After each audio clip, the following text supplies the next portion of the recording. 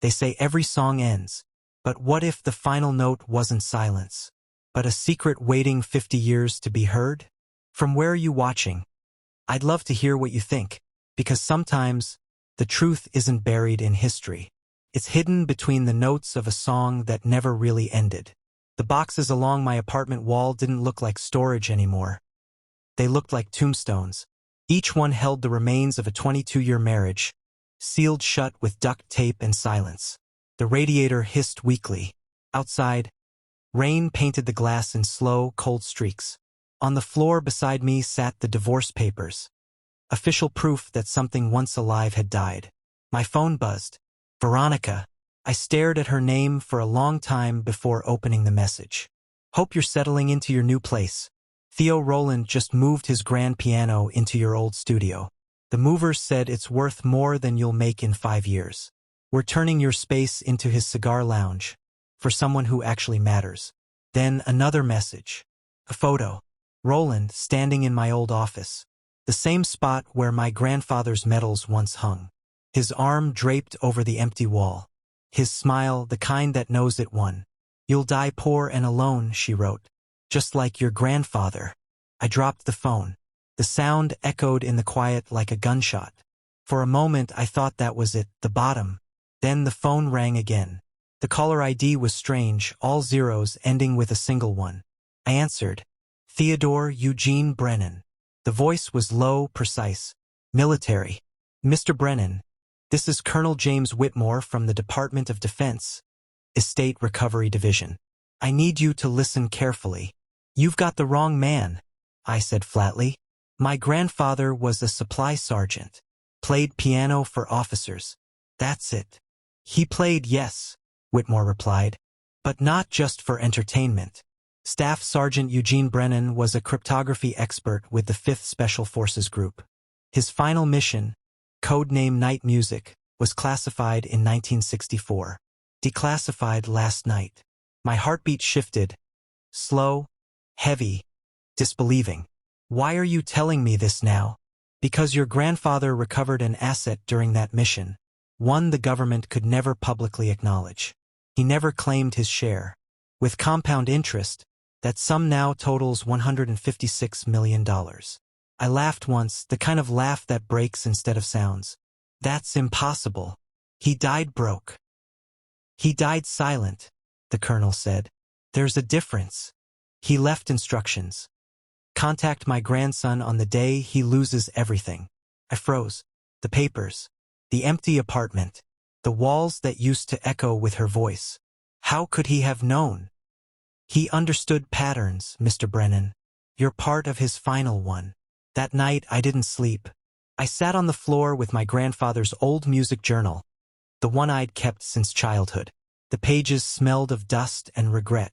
His handwriting, small, slanted, meticulous, filled the margins with strange annotations. F equals key shift. Pause before C minor, code entry. As a child, I thought it was just his way of practicing composition. Now it felt like something more. He used to tell me, every note is a message if you listen long enough. I didn't understand then.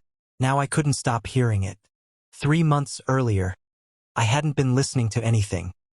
Not even the silence between me and Veronica. At 47, I had everything that looked like success. First chair violinist at the Chicago Symphony. A house by the lake. A wife who wore diamonds like they were armor. But somewhere along the way, the music stopped meaning something. The night I debuted my solo, the crowd rose to their feet. The lights hit my face like 1,000 suns. And there, in the third row, Veronica. Arms folded. Expression empty. Everyone else heard music. She heard nothing. Then came him. Roland Ashford.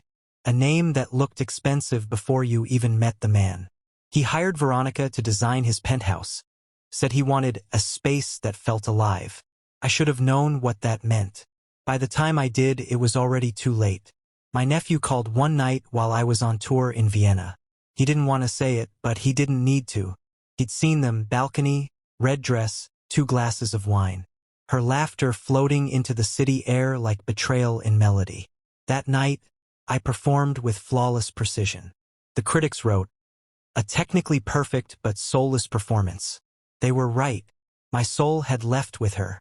When I came home, I confronted her. "Why?" I asked. "Because Roland makes me feel alive," she said. "You just exist. There are words that don't just hurt. They hollow you out." That was one of them. When she filed for divorce, I didn't fight it. I just signed. Half the money, the house, everything. Let her have it all. Because at that point, I had nothing left worth keeping. Until that call. I didn't call the colonel back that night, but his words wouldn't leave me. I opened the music journal again. Page after page of half-finished sonatas, annotations, and something else, coordinates. Tiny numbers hidden in time signatures, disguised as tempo markings. Allegro 32.61. Lento 15.45. Latitude and longitude. The first pointed to Saigon, or what used to be Saigon. The second, New Orleans. At the bottom of the final page was a note written in different ink. When the melody returns to its beginning, so does the truth. The next morning, I found Colonel Whitmore's number in my call log and hit call back. He answered on the first ring. "You found something, didn't you?" "Coordinates," I said. "One points to Saigon, the other to New Orleans." "What am I looking for?" "A key," he said. "Your grandfather referred to it as the final note. We believe it's a physical object, possibly a cipher machine disguised as an instrument component. It went missing in '64. His team never made it out of their final mission." "Accept him.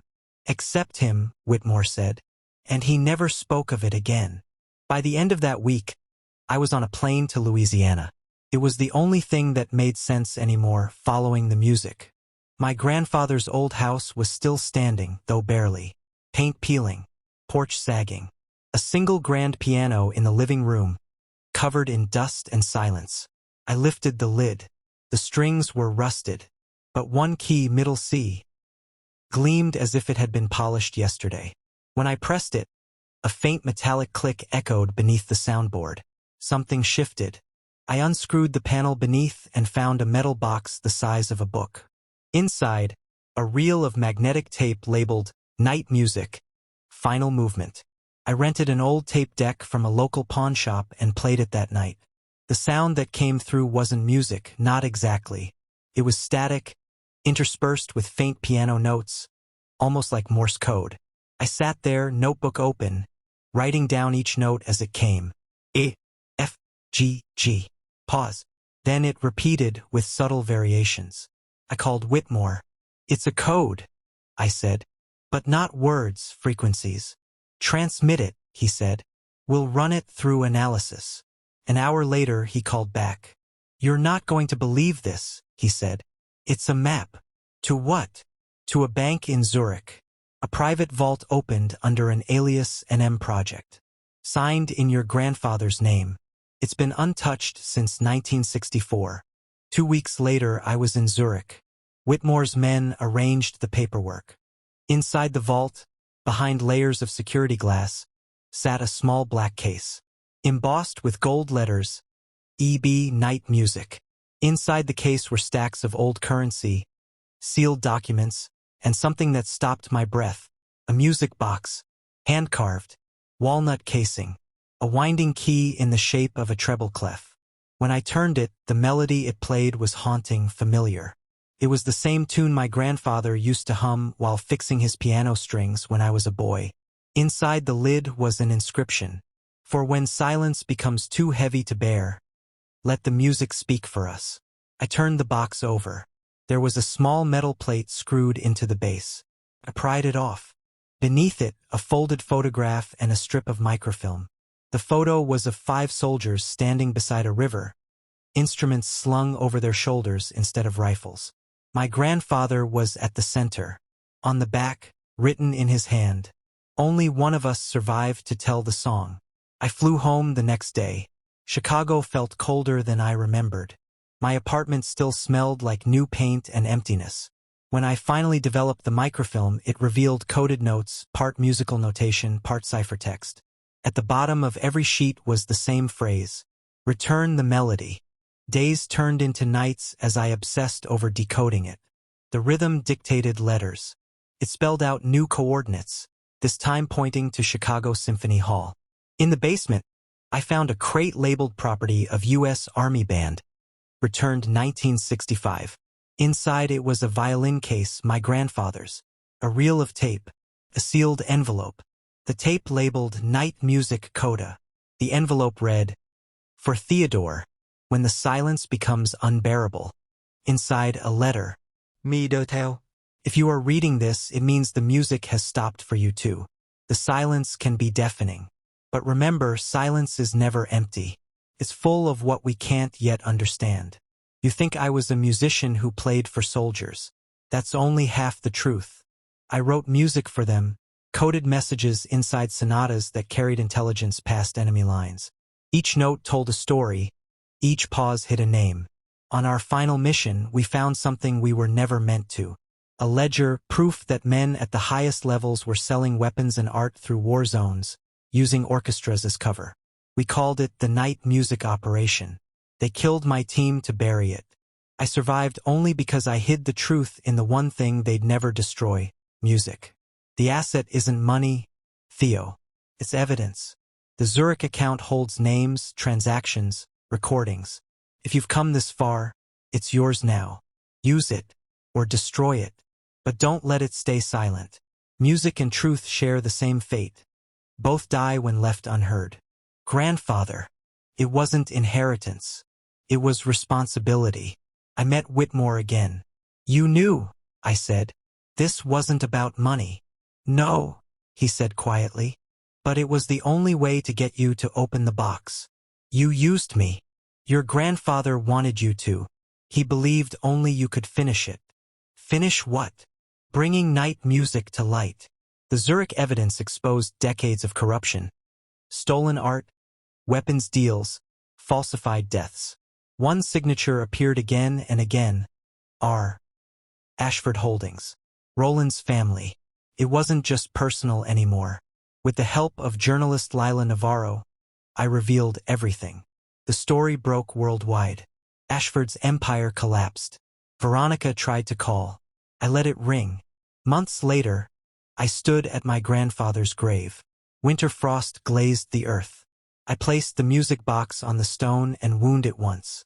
The melody played softly, slow, patient, eternal. I whispered, "It's over." But deep down, I knew it wasn't, because music never really ends. It just waits for someone new to hear the next note. A year later, I stood on the same symphony stage. The lights dimmed. The audience hushed. I lifted my bow. Behind me, night music, fully restored, completed, and finally ready to be heard. The opening note echoed through the hall, F minor, the same as his first code. When the final chord faded, I didn't bow. I just stood there, eyes closed, listening to the silence. Because now I understood. Silence wasn't the absence of sound. It was the space where truth finally found room to breathe. If this story moved you, share it, comment your thoughts, and subscribe for the next untold chapter of Hidden Notes of History.